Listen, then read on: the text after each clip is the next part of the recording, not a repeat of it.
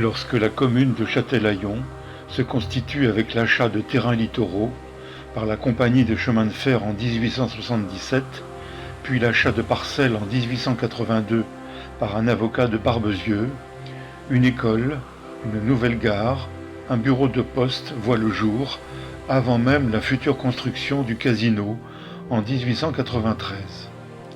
Sur ce littoral atlantique, la mer peut cependant se montrer parfois menaçante.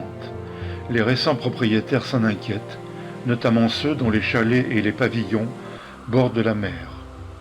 Dès 1882, ils s'organisent et forment le premier syndicat des propriétaires pour faire construire une digue à leurs frais. L'arrêté préfectoral du 30 octobre 1882 leur donne satisfaction. Les travaux sont confiés aux ponts et chaussées de la Charente inférieure. À partir de 1888, des ouvrages de protection individuelle ont été mis en place pour contenir l'ensablement des constructions existantes.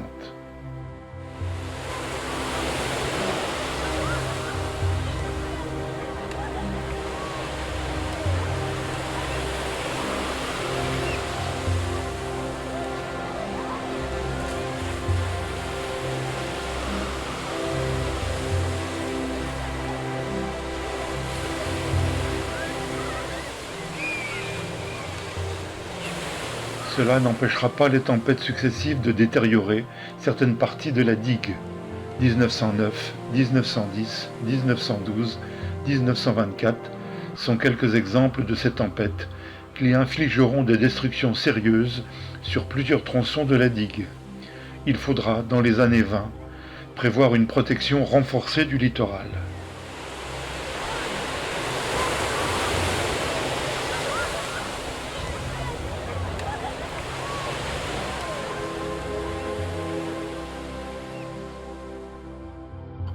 Les années 1900 verront se développer ces installations sur la digue ou sur la plage même de Châtelaillon.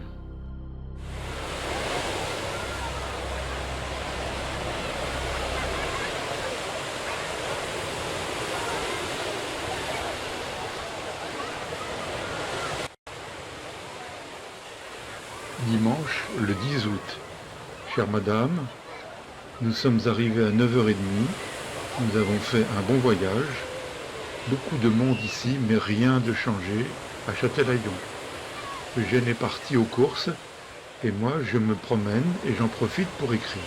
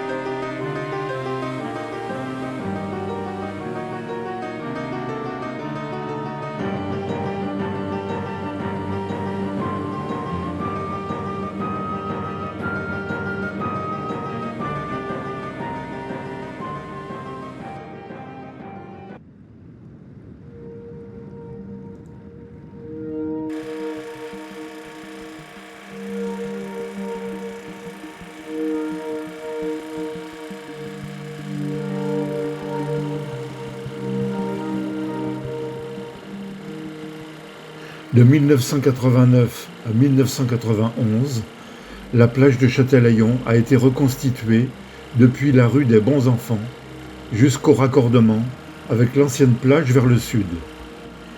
L'opération a consisté à apporter 330 000 mètres cubes de sable marin couvrant les enrochements et rehaussant la haute plage de la côte.